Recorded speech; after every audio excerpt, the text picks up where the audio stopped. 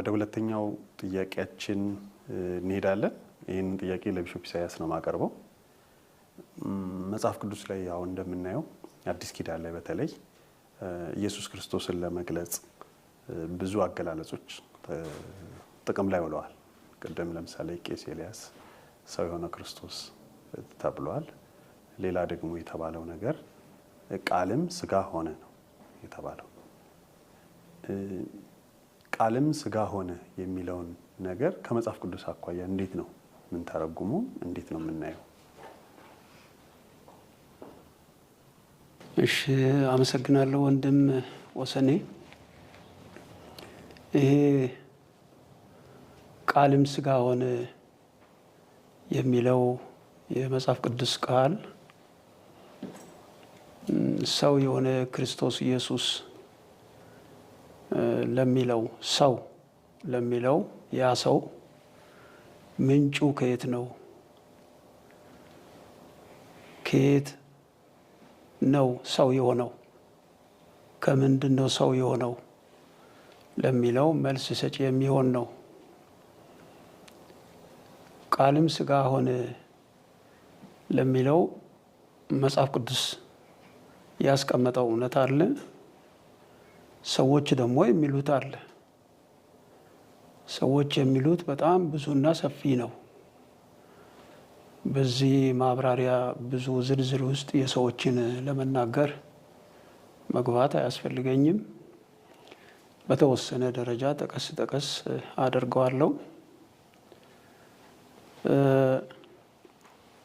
መጽሐፍ ቅዱስ ቃልም ስጋ ሆነ የሚለው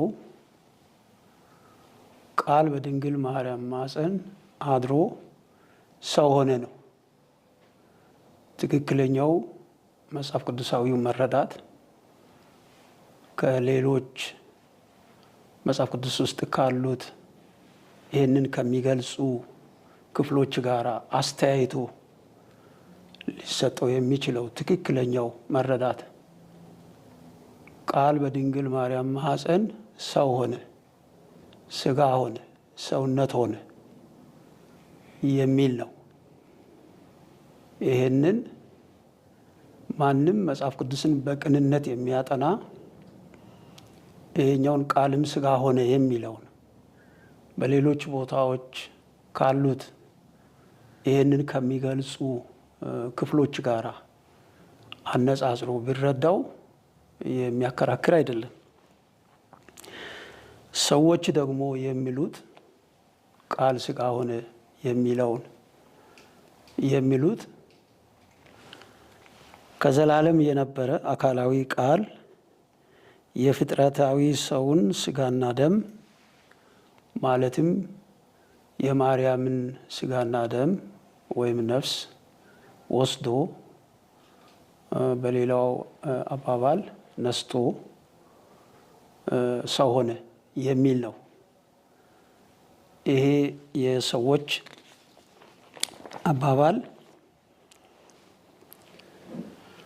መጽሐፍ ቅዱስ የሚለው ቃልም ስጋ ሆነ ነው።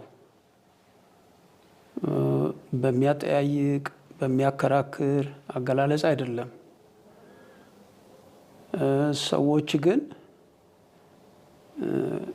በራሳቸው ሀሳብ በራሳቸው አረዳድ ቃልም ስጋ ሆነ የሚለውን ከዘላለም የነበረ አካላዊ ቃል ከፍጥረቱ ስጋ ደም ወይም ነፍስ ነስቶ ወይም ወስዶ ሰው ሆነ።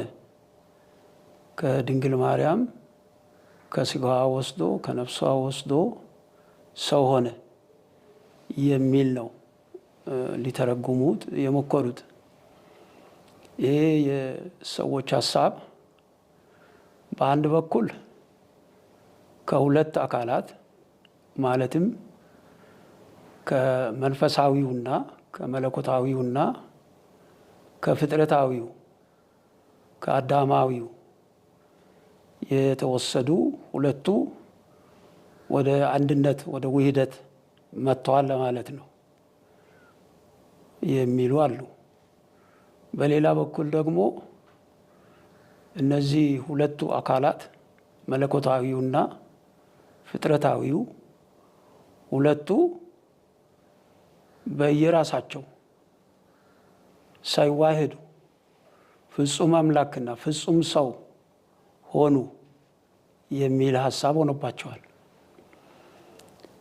ይሄና ከዚህ ጋር ተመሳሳይነት ያላቸው ሐሳቦች በመካከላቸው ልዩነት ፈጥረው ብዙ ክርክር የሚያስነሱ ብዙ ልዩ ልዩ በዚህ ዙሪያ መጻሕፍት የተጻፈበት የብዙ የሃይማኖት ምሁራን የተባሉትም እስከ ዛሬ መልስ ያላገኙለት አንዱ የሌላውን የሚሽር ሐሳብ ስለሆነ ሲጽፍ ሲናገር ሌላው ያን የሚሽር ደግሞ ሲጽፍ ሲናገር የተለያዩ የዚህ በሐሳብ ቃሉን በሐሳብ የሚተረጉሙ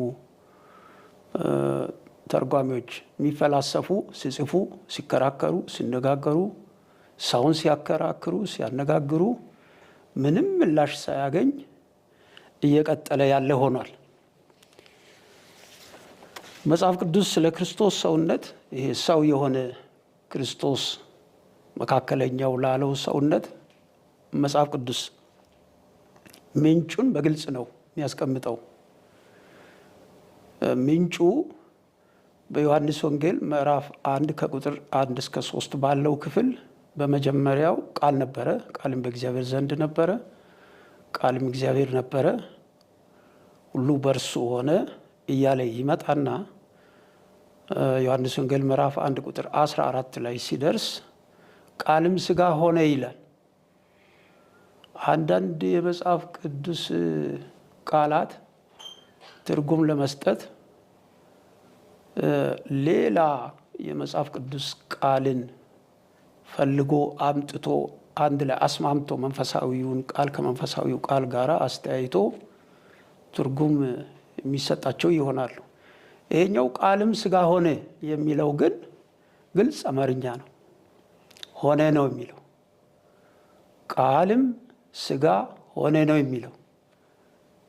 በሰው ሐሳብ ሆነን ወደ ወሰደ ወይም ነሳ፣ መለኮታዊው ከፍጥረታዊው ጋር ተቀላቀለ የሚለው ሁሉ የሰዎች ሐሳብ ስለሆነ የኢየሱስ ክርስቶስን ሰውነት ምንጩን መነሻውን መጽሐፍ ቅዱስ እንዳስቀመጠልን ቃልም ሥጋ ሆነ በሚለው በማያሻማና በማያከራክር አገላለጽ የተገለጸውን መረዳት፣ ማመን፣ መቀበል የኢየሱስ ክርስቶስ ሰውነት እኛን ለማዳን በመካከለኝነት የገባ ሰውነት ከምድራዊ ከጠፋው በኃጢአት ከወደቀው ሊያድን ወደማይችለው ሰው አምጥቶ ከዛ ወስዶ ከዛ ከወደቀው ሰውነት ወስዶ ከኃጢአት ሰውነት ወስዶ ከፍጥረታዊ ሰውነት ወስዶ መለኮታዊው ጋር ተቀላቅሎ የተዘጋጀ ሰውነት ነው የሚለው ፈጽሞ መጽሐፍ ቅዱሳዊ ያልሆነ ሐሳብና አረዳድ አገላለጽ ስለሆነ እውነተኛው ትክክለኛው መጽሐፍ ቅዱሳዊው ነገር እንዳለ እንደተጻፈ ቃልም ሥጋ ሆነ የሚለው መሆኑን ሁሉም ሊገነዘበውና ሊረዳው ይገባል። እሺ፣ በጣም ጥሩ ደስ የሚል ገለጻ ነው። እግዚአብሔር ይስጥልን ቢሾፕ ኢሳያስ። አሁንም ትንሽ አገላለጻችን ላይ ትንሽ ሰፋ እናድርገው።